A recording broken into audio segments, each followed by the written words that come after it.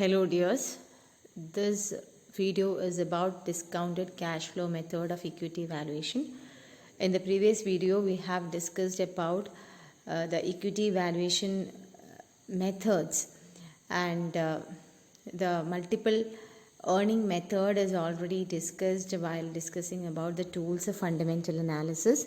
So it will be attached to your classroom with as a PPT, and it will not be uploaded as a video, so please go through it.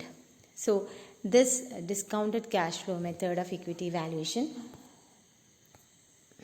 discounted cash flow methods are based on the fact that present value of all future dividends and the future price represents the market value of equity.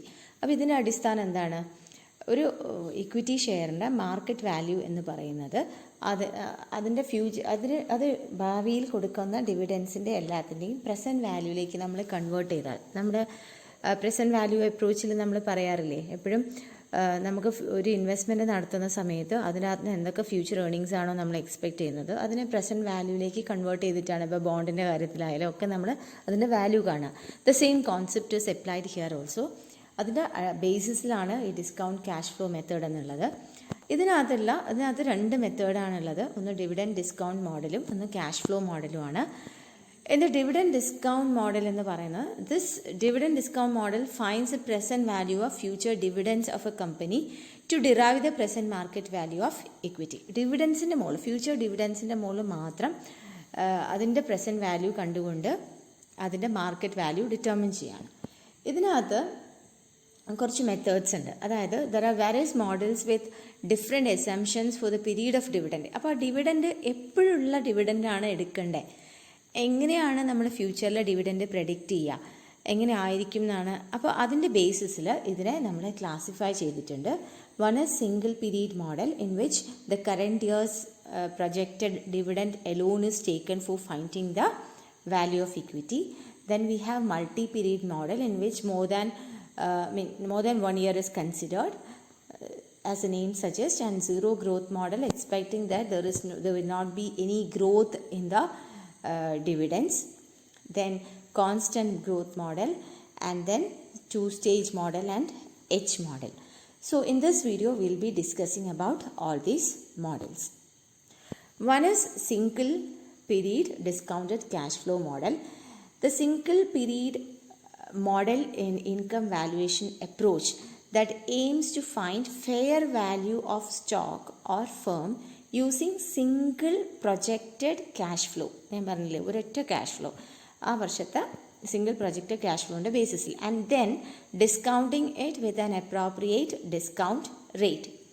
This method is suitable for traditional discounting of all future in contradiction ആണ്, അതായത് substitute ആണ്. മറ്റേത് traditional discounting മെത്തേഡിൽ നമ്മൾ എന്താ ചെയ്യുക, bond വാല്യൂഷനൊക്കെ ആലോചിച്ച് നോക്കൂ, എന്താണോ അടുത്ത 5 വർഷത്തെ ആ ബോണ്ടിൻ്റെ മുകളിൽ കിട്ടാനുള്ള ക്യാഷ് ഫ്ലോസ് അതിനെ മുഴുവൻ നമ്മൾ ഡിസ്കൗണ്ട് ചെയ്തിട്ടാണ് പ്രസൻറ്റ് വാല്യൂ കാണുക. അപ്പോൾ അതിനൊരു സബ്സ്റ്റിറ്റ്യൂട്ട് ആയിട്ടാണ് ഈ സിംഗിൾ പീരീഡ് മോഡൽ വന്നിരിക്കുന്നത്.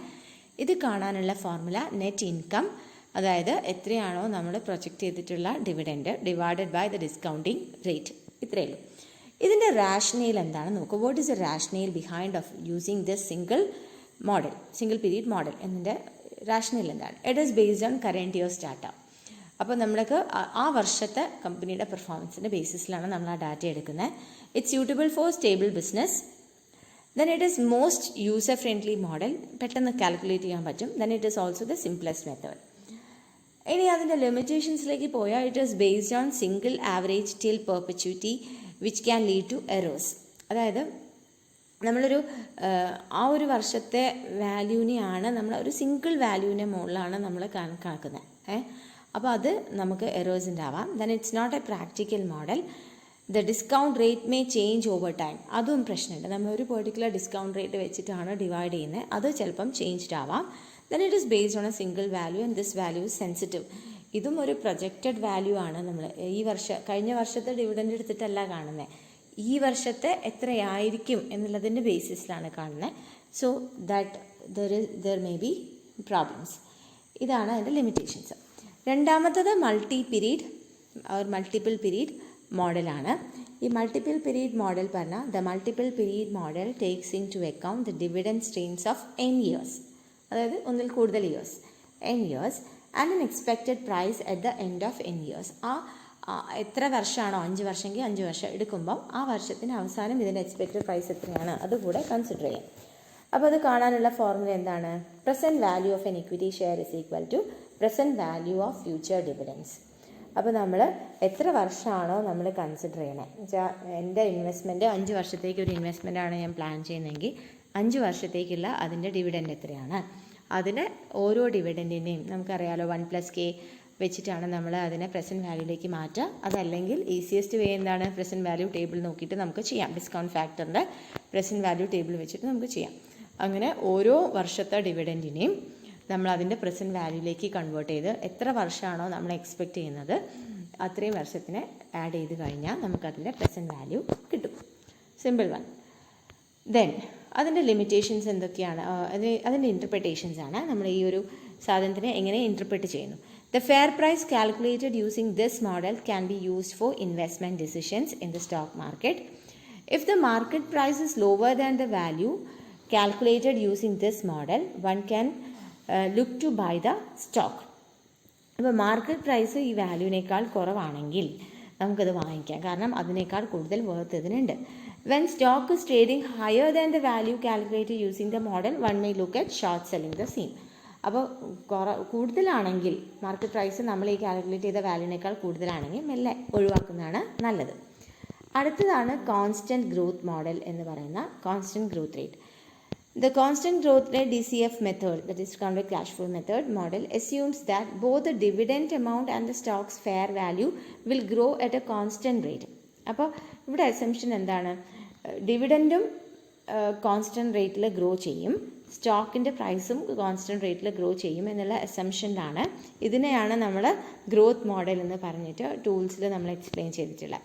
It is also known as Gordon dividend growth model calculated as P0 is equal to D1 by KE minus G. ഇവിടെ P0 പറയുന്ന ഇൻട്രൻസിക് വാല്യൂ ഓഫ് ഷെയർ ആണ്. അത് കാണാൻ എന്താ ചെയ്യുക? Next year's expected annual dividend divided by cost of equity minus growth rate. എത്രയാണ് growth rate? അവിടെ നമ്മൾ അസംഷൻ എന്താണ്? ദ ഗ്രോത്ത് ഇസ് കോൺസ്റ്റൻറ്റ്, ഒരേപോലെ കോൺസ്റ്റൻ്റ് ആയിട്ട് ഗ്രോ ചെയ്യുന്നതാണ്. ഇതിനകത്തുള്ള ഡിസഡ്വാൻറ്റേജസ് എന്തൊക്കെയാണ്? It comes with vague assumption that dividends paid by the company will grow at a constant rate. ഇതൊരു വേഗ് അസംഷനാണ്. എല്ലാ വർഷവും കമ്പനി പേ ചെയ്യുന്ന ഡിവിഡൻറ്റിൻ്റെ മുകളിൽ പ്രപ്പോസ് ചെയ്യുന്ന dividend same rate of growth ആയിരിക്കണമെന്നില്ല. Then the constant growth rate does not align with real life scenario. Growth rate may change, increase or decrease. അപ്പോൾ ഈ ഗ്രോത്ത് കോൺസ്റ്റൻ്റ് ആയിരിക്കും എന്ന് പറയുന്നത് ഒരിക്കലും യോജിക്കാൻ പറ്റില്ല. Then mathematically this model may generate output value as infinity if the cost of growth approaches very close to KE. KE എന്തായിരുന്നു? Cost of equity. Cost of growth cost of ഇക്വിറ്റിനോട് അടുക്കുന്ന സമയത്ത് ഇതിൻ്റെ വാല്യൂ എന്ന് പറയുന്നത് ഒരു ഇൻഫിനിറ്റ് വാല്യൂയിലേക്ക് പോകാനുള്ള സാധ്യതയുണ്ട് മാത്തമാറ്റിക്കലി. അപ്പോൾ this is about constant growth model. Next is dividend discount model. The 2-stage model, dividend discount മോഡലിനകത്തുള്ള 2-stage മോഡലാണ്. നമ്മളിപ്പോൾ കോൺസ്റ്റൻറ്റ് ഗ്രോത്ത് മോഡലാണ് നോക്കിയത്. പിന്നെ ഉള്ളത് 2-stage മോഡലാണ്. Can be use to value companies where the first stage has unstable initial growth and there is a stable growth in the second stage which lasts forever. ഇതൊരു അസംഷനാണ്. അതായത് initial സ്റ്റേജസിൽ ഒരു faster growth കമ്പനീസിന് ഉണ്ടാവുമെന്നും രണ്ടാമത്തെ stage ആവുമ്പം അത് normalise ചെയ്തൊരു constant ഗ്രോത്തിലേക്ക് പോകും എന്നുള്ള ഒരു അസംഷൻ്റെ പുറത്താണ് ഈ 2-stage മോഡൽ ഉള്ളത്. And it is assumed that the dividend paid by a company also grows in exact way. That is the 2 such stages. അപ്പോൾ അതിൻ്റെ അസംഷൻ എന്താ വെച്ചാൽ കമ്പനീസ് എങ്ങനെയാണോ ഗ്രോ ചെയ്യുന്നത്, ഇനീഷ്യൽ സ്റ്റേജിൽ പോസിറ്റീവ് നെഗറ്റീവ് ഒക്കെ ആണെങ്കിലും അതൊരു റാപ്പിഡ് ചേഞ്ച് ആയിരിക്കുന്നു. സെക്കൻഡ് സ്റ്റേജ് മുതലാണ് അത് സ്റ്റെബിലൈസ്ഡ് ആവാമെന്നാണ് ഈ 2-stage മോഡൽ പറയുന്നത്. അപ്പോൾ അതിനനുസരിച്ച് ഡിവിഡൻറ്റും ചേഞ്ച് ചെയ്യും എന്നുള്ളതാണ്. ഫോർമുല സെയിം തന്നെയാണ്, ഗോർഡൻ്റെ ഗ്രോത്ത് മോഡൽ പോലത്തെ തന്നെയാണ് ഫോർമുല. ഇതിനകത്ത് ഇൻ്റർപ്രിട്ടേഷൻ എങ്ങനെയാണ് വരുന്നത് വെച്ചാൽ, if the market price per share of a company is less than model output, lesser ആണെങ്കിൽ it means that our market price is undervalued, which in turn means that our estimates for the growth are higher than what market perceives. Market എന്താണോ ആ ഷെയറിനെ പറ്റി കണ്ടിരിക്കുന്നത് അതിനേക്കാൾ കൂടുതലാണ് നമ്മൾ calculate ചെയ്ത value എന്നുള്ളത്. നമുക്ക് വേണമെങ്കിൽ കൂടുതൽ വാങ്ങിക്കാം. And if the market price per share is greater than model output, it means the market expects a company to grow faster than our estimates. Market ഈ കമ്പനിയുടെ കുറച്ചും കൂടെ ഗ്രോത്ത് എക്സ്പെക്റ്റ് ചെയ്യുന്നുണ്ട് എന്നർത്ഥം. ഇതിൻ്റെ ലിമിറ്റേഷൻസിലേക്ക് പോയി കഴിഞ്ഞാൽ error in estimation of length of the first stage. അപ്പോൾ ഈ ഫസ്റ്റ് സ്റ്റേജ് എന്ന് പറയുന്നത് ഒരു കമ്പനിയെ സംബന്ധിച്ച് അതിൻ്റെ ഇനീഷ്യൽ സ്റ്റേജ്, ഇൻട്രഡക്ടറി സ്റ്റേജ് എന്ന് പറയുന്നത് അൺസ്റ്റേബിൾ ആയിരിക്കും. അവിടെ നമുക്ക് എത്രയായിരിക്കും ഗ്രോത്ത് എന്നൊക്കെ പ്രെഡിക്റ്റ് ചെയ്യാൻ വളരെ ബുദ്ധിമുട്ടായിരിക്കും. Then assuming A direct jump of growth, ഇതാണ് ഒരു 12% 4% പറയുന്ന ഒരു എക്സാമ്പിളാണ്. ഇതാണ് അവിടെ അതിൽ 2 സ്റ്റേജ് മോഡലിൽ എക്സ്പെക്റ്റ് ചെയ്യുന്നത്. ഇനീഷ്യലിൽ ഒരു ഹെവി ഗ്രോത്തും പിന്നെ സെക്കൻഡ് സ്റ്റേജ് ആകുമ്പം ഒരു സ്റ്റെബിലൈസ്ഡ് ഗ്രോത്തുമാണ് അറ്റ് എ ലോവർ റേറ്റ് എന്നുള്ളതാണ് നമ്മൾ പ്രതീക്ഷിക്കുന്നത്. അത് എന്താ പറയുക, അത്ര നല്ലൊരു അസംഷൻ അല്ല. പിന്നെ ഇനീഷ്യൽ സ്റ്റേജസിൽ എന്താവണമെന്നില്ല, ഗ്രോത്ത് തന്നെ ആവണമെന്നില്ല, നെഗറ്റീവ് ആവാം, പോസിറ്റീവ് ആവണമെന്നില്ല. Then limited to companies which have higher growth rate during the first stage. അങ്ങനെയുള്ള കമ്പനീസിന് മാത്രമാണ് ഈ 2 സ്റ്റേജ് മോഡൽ നമുക്ക് ആക്സെപ്റ്റ് ചെയ്യാൻ പറ്റുക. അടുത്തത് നമ്മുടെ എച്ച് മോഡലാണ്. It breaks down the cash flows into 2 phases or stages.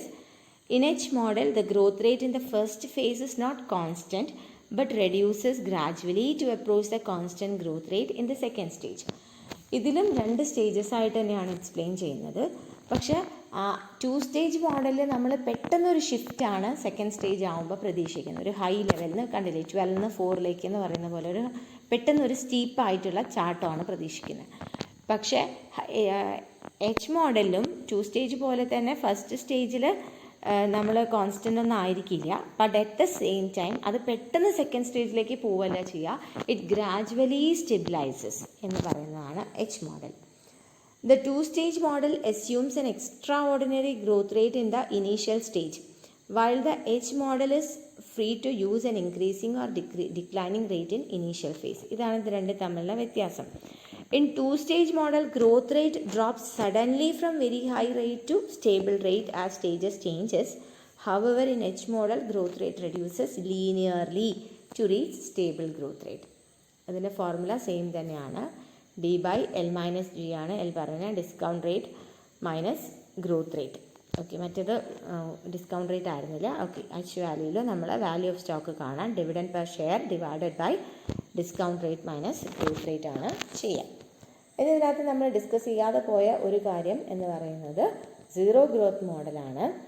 The formula for present value of a stock with zero growth is dividends per period, ഓരോ പീരീഡിലുള്ള dividend by required return per period. ആ പീരീഡിലേക്ക് നമ്മൾ എത്രയാണ് expect ചെയ്യുന്നത്, നമ്മുടെ required return എത്രയാണ്, അതിനെ വെച്ച് കാണുന്നതാണ് സീറോ ഗ്രോത്ത് മോഡൽ.